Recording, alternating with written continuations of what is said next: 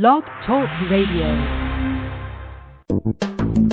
Welcome to the Institute for Personal Development, Kriya Yoga Ashram, where total consciousness is the new frontier. Kriya Yoga is union of the individual with the divine. Join us as we explore the practices to initiate this process. Good morning. Welcome to the Voice of Yoga. Let's Talk Consciousness. I am your hostess, Lisa Winton, and with me is Kenny Toy, also known as Swami Jayananda, founder of the Institute for Personal Development, located here in Hampton, New Hampshire. Good morning, Swami. Thank you for being here today. How are you? Good morning. I'm doing pretty good today. How about you? Well, I'm doing pretty good today, too. Thanks for asking, and thank you all for tuning in. So today on The Voice of Yoga, we will be talking about the complexity of the thought process for a human being. In this show, we will explore the saying, "To err is human, to forgive divine," an essay on criticism by Alexander Pope. Listen as we discuss the possibilities that present themselves as an individual forsakes human criticism for divine knowing. There are no lasting advantages to becoming a good human. Step out of this old theology into a new spiritual you. Welcome to the Voice of Yoga. We are talking consciousness. Join the Kriya Yoga Spiritual Advance to get the light in your soul and experience the benefits of divine giving. Well, Swami, so let's get started right away. Let's break down that saying, "To err is human, to forgive divine." First of all, what does it mean to err? To be in error, to make mistakes. And I think it really comes out of the old theology, which implies, and I got this from dictionary.cambridge.org, something that you say that means that it is natural for people to make mistakes, and it is important to forgive people when they do. This line of thinking completely misses the message of the Christ, which says, "Be perfect like your Father." Or, as Mary Baker Eddy says in an article that she wrote called "The Body," for this teaching deals only with the changing conditions of the personal mentality and not with the changeless state of being, the changeless mind, the omnipresence. And in that very same article, she goes on and she says, Paul tells us not that we are sufficient of ourselves to think anything as of ourselves, but our sufficiency is of God. And that's a quote from 2 Corinthians 3:5. And she continues, our sufficiency to think is of God. Our ability to form thoughts and opinions is of our own ignorance, our belief in duality. But our power or sufficiency to think is when we think with God as God. She really, I think, drills down with this concept of error. So let's get back to the saying, "To err is human." So you're saying to err obviously means to error, to be in error. So what does that look like when we are in error as human?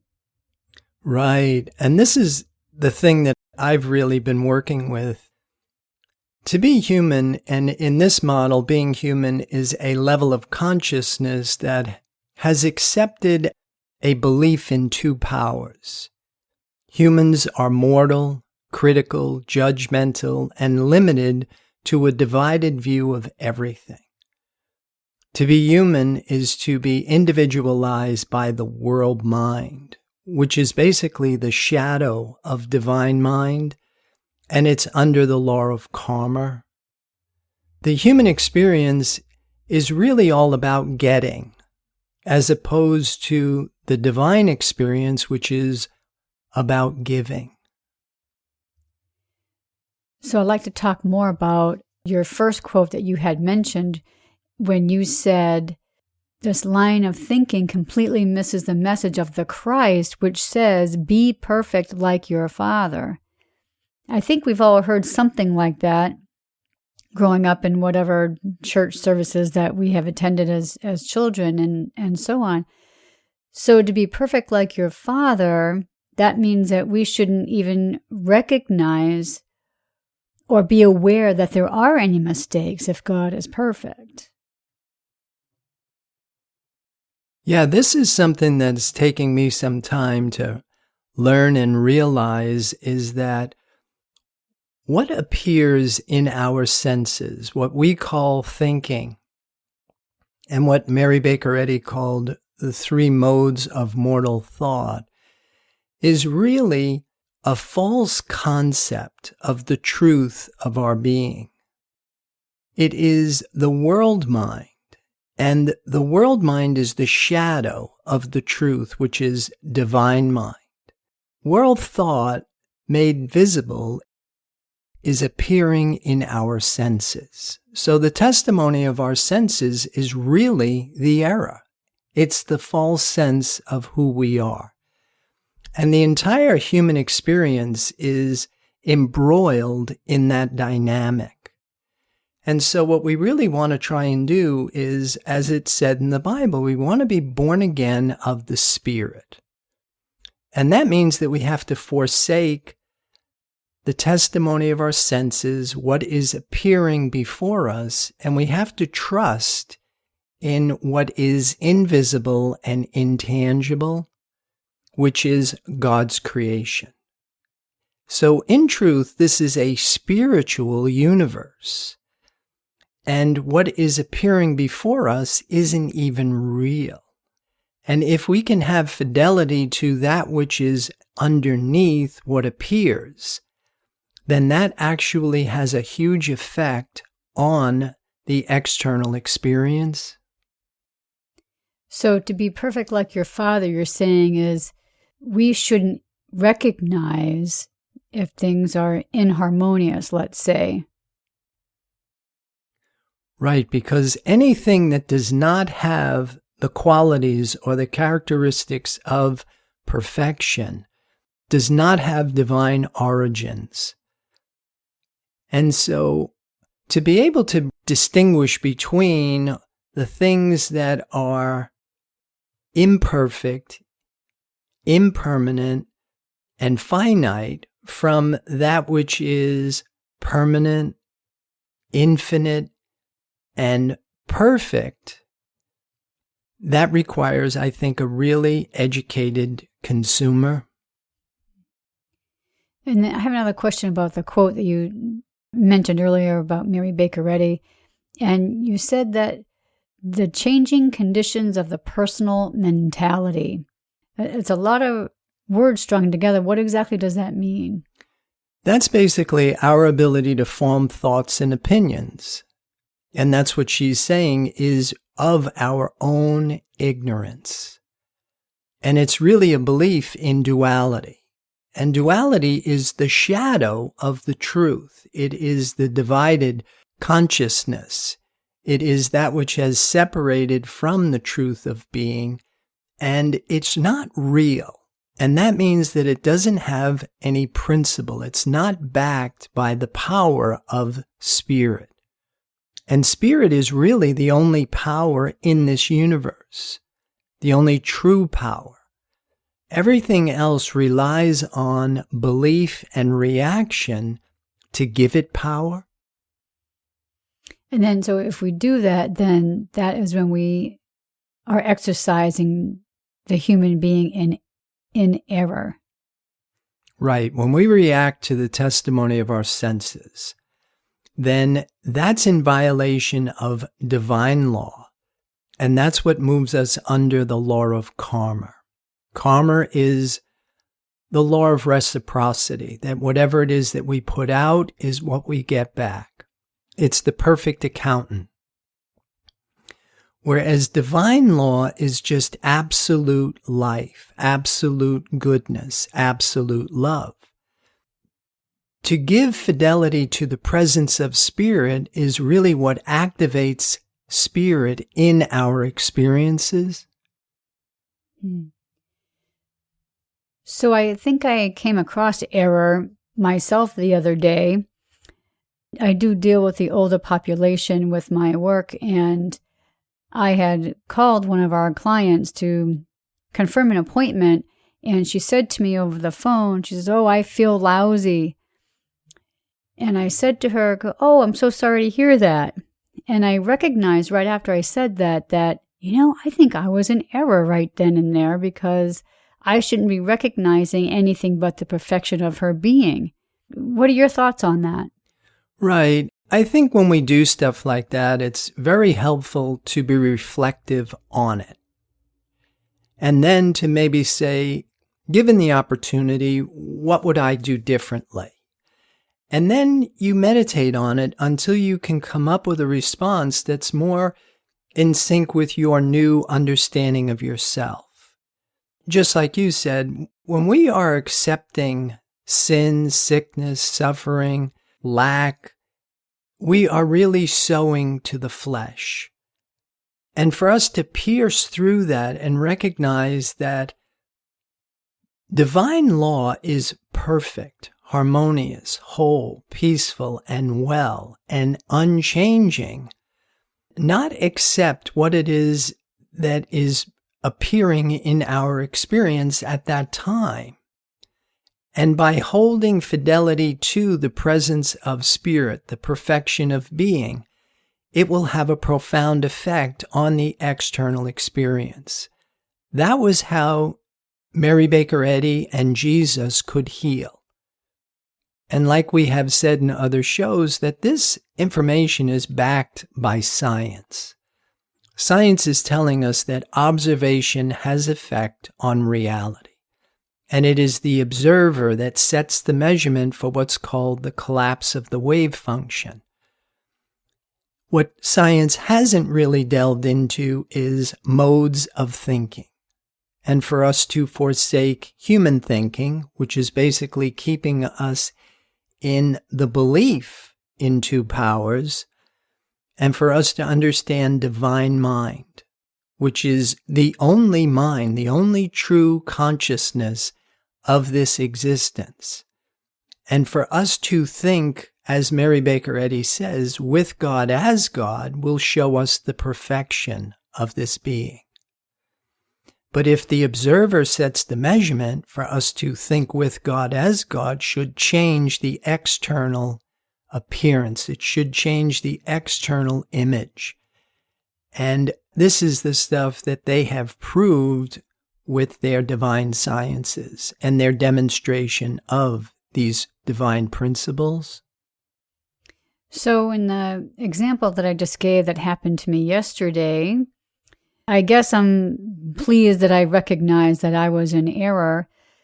But it's interesting that we are so conditioned to have these canned responses in certain situations. So we have to try to undo all of that. Right. And isn't that what we talked about in the element of Pisces in the 12th house, which is our ability to undo? And for us to translate everything back into spirit, back into the one divine life. And to be able to start to do that more as that being your conditioned response, that's why we practice being spiritual. So again, in my example, what would you have said to that patient on the phone after she said, "I feel lousy"? Well, maybe something to the effect like, "Well, you sound great. You sound really strong."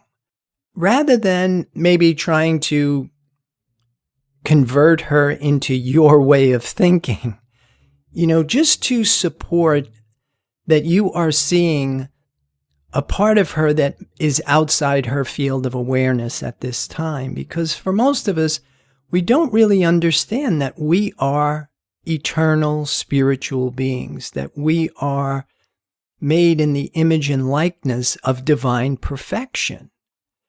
And so because we sow to the flesh and the testimony of our senses, we are susceptible to all of these suggestions. But for us not to give in to that, and for us to hold fidelity to the presence of spirit, will really have a profound effect on how that person may even start to see themselves. Well, this is a good place to pause to hear a word from our sponsors. So listeners, we'll be back with you in just a few moments. Kriya Yoga Theory 1, Human Development and the 8 Essential Stages of Kriya Yoga. This program is a comprehensive course that will help you get your arms around the science of Kriya Yoga. It provides a clear understanding of the goals and objectives behind yoga, along with the physics of spirituality. It includes the practices, supportive concepts of Kriya Yoga, and the process in human development, apotheosis, the process of the human becoming divine. A complete guide on how to become a human in the adult state. Get the light in your soul and experience the simplicity and joy of union with the divine. This course is available in live classes at the ashram or online with 8 videos or 4 CDs. Visit our website, www.ipdtransform.com, for more information. Welcome back. For those of you just joining us, you're listening to The Voice of Yoga, and we are talking consciousness. So, Swami, we did spend some time talking about to err as human, but let's talk about the second part of the phrase, to forgive divine. And specifically, the word forgive, as it's written in the quote, is as one word. So we want to talk about that. And then we want to break it up into 2 words. And then we need to break down divine. So what can you tell us about to forgive? Yeah, to be divine in this model means to accept one's spiritual identity, to be individualized by divine mind, and to be too pure to behold iniquity. To be reborn of the Spirit is to be under the government of the divine law of life, which is absolute goodness and eternal life. As we said, it is forgiving.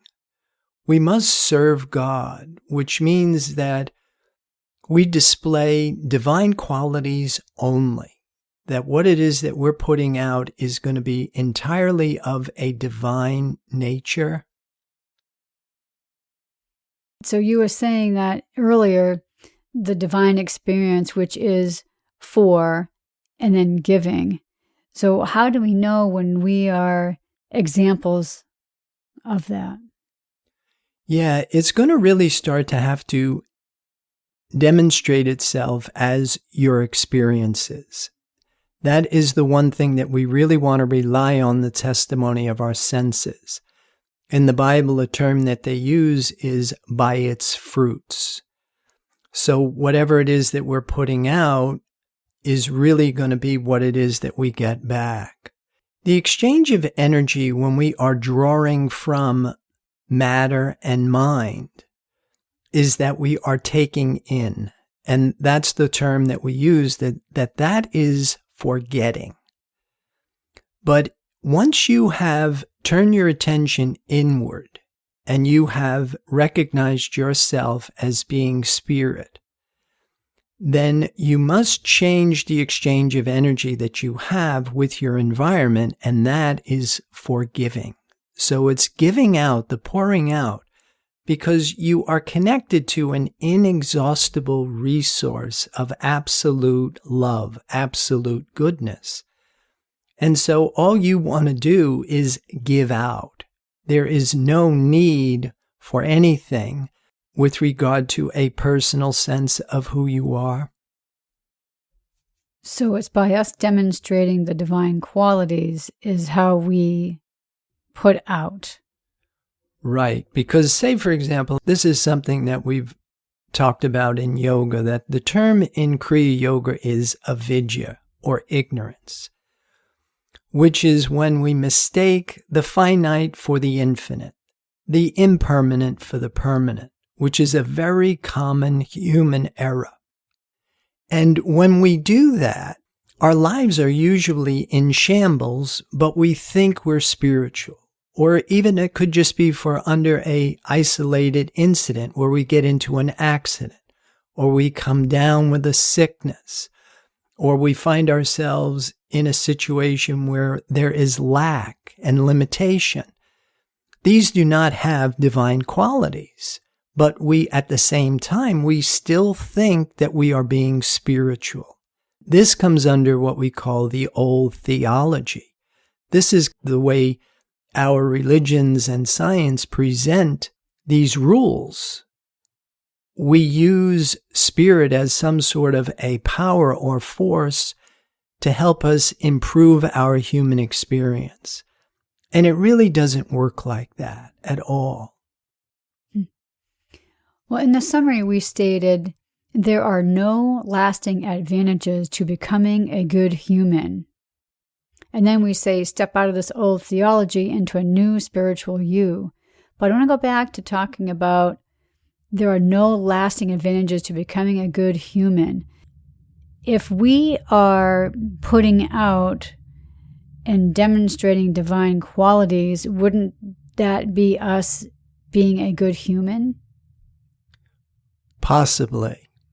And in Revelations of St. John, class 1:1, Herb Fitch says, "Only through the indwelling Spirit in you can you know God."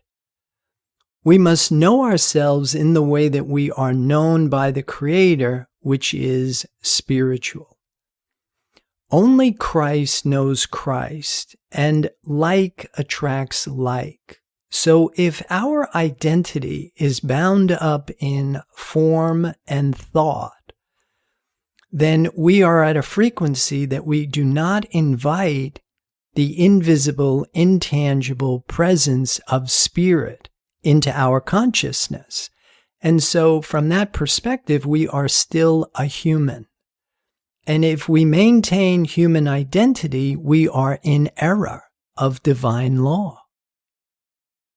So just by us doing good deeds and things like that, that's what most people would think being a good human is. And so the phrase that there are no lasting advantages to becoming a good human, that means that we could do all the good deeds we wanted, but that still isn't going to get us closer to God or closer to heaven when we pass. Right. And again, that's what we call the old theology. That's the way the rules seem to play out. But those are man-made rules.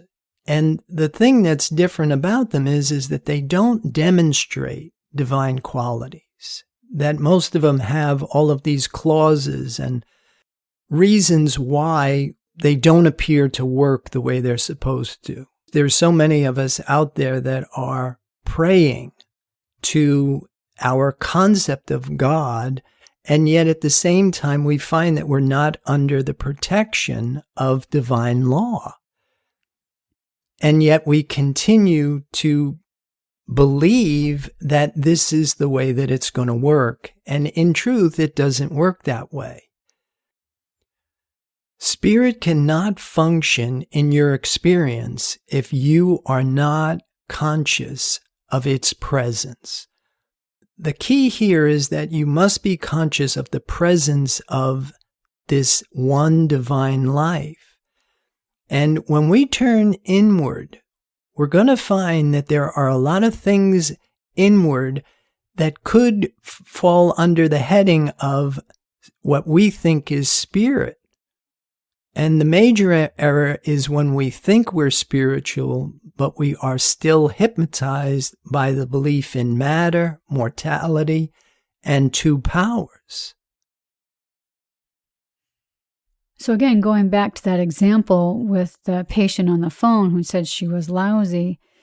So we would need to look at a person like that in the way in which they are created, which is a divine spiritual being, and not as a sick person on the other end of the phone.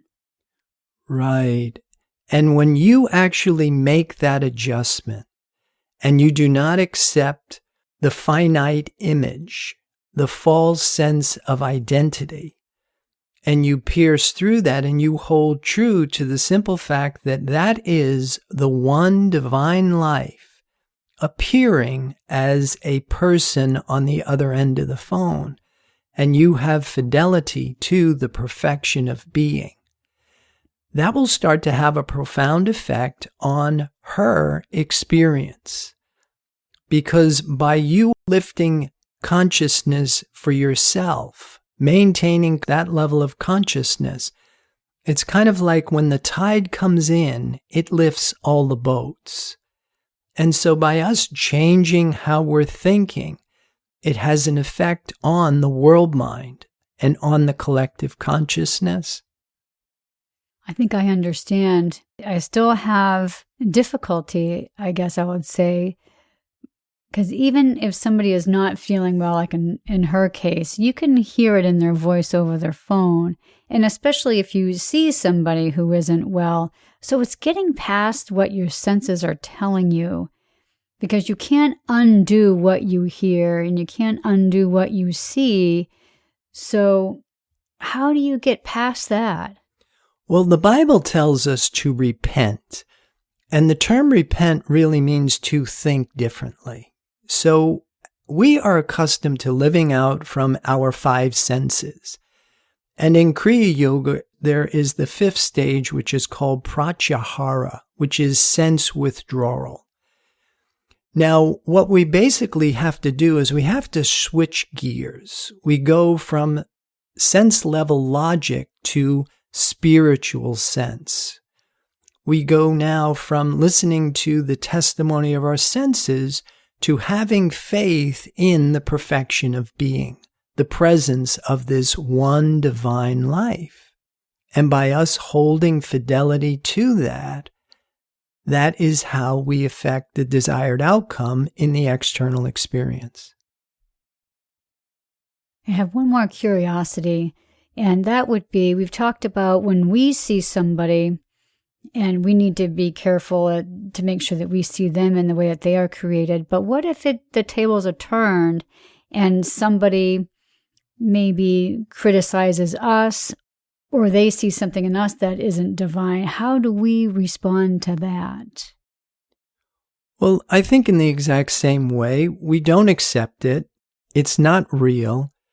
And as a result, you hold to your divine image that you continue to live out from your soul sense.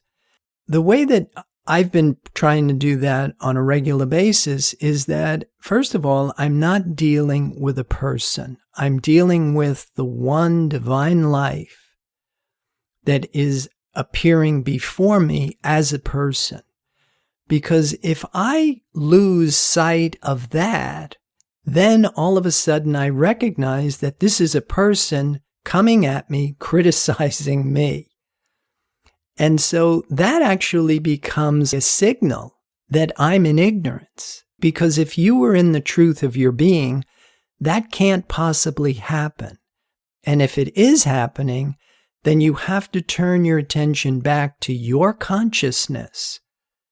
Because whatever is happening in your experience is happening in your consciousness. So you go back and you make the adjustment. You don't try and fix it out there, because that's the reflection, and that isn't real at all. And so by turning your attention inward and changing how you're thinking, until eventually it starts to change the external experience. So again, it kind of sounds like what my dad used to always say, and that is take responsibility. And I think he meant about everything. Don't blame other people. You need to take responsibility and be responsible. That was a big lesson for him to give to us, to his children. Right. Until all that you see is the one perfect divine law. Spirit is absolute, whole, complete, eternal, and it's only good. Because it's whole, it doesn't report in a human sense mind. So we keep looking, seeking, asking for something, but Spirit rests in perfect divine unity. Well, that's a great place to end our show for this morning. So listeners, be sure to visit the website, www.IamSpirit.com, ipdtransform.com. There are a lot of tools on the website to further your spiritual developments. If you want to access some of the Blog Talk radio shows, they're there listed on the first page, the home page, 3/4 of the way down. You'll see Swami Says recent posts. You'll see a bunch of them there listed. You can access Swami's free webinar on Wednesdays at noon by clicking on the online classes tab. Swami, do you have any other final thoughts or comments about today's program? Well, I would like to encourage everybody to make no mistake that you are eternal spiritual being, forever held, controlled, and governed by the divine law of life. And with that, I'll wish everybody a good day. Namaste. Thank you for listening to our program, The Voice of Yoga. This is Lisa Winton, along with Swami Jayananda, signing off. Have a wonderful Kriya Yoga kind of day. Namaste.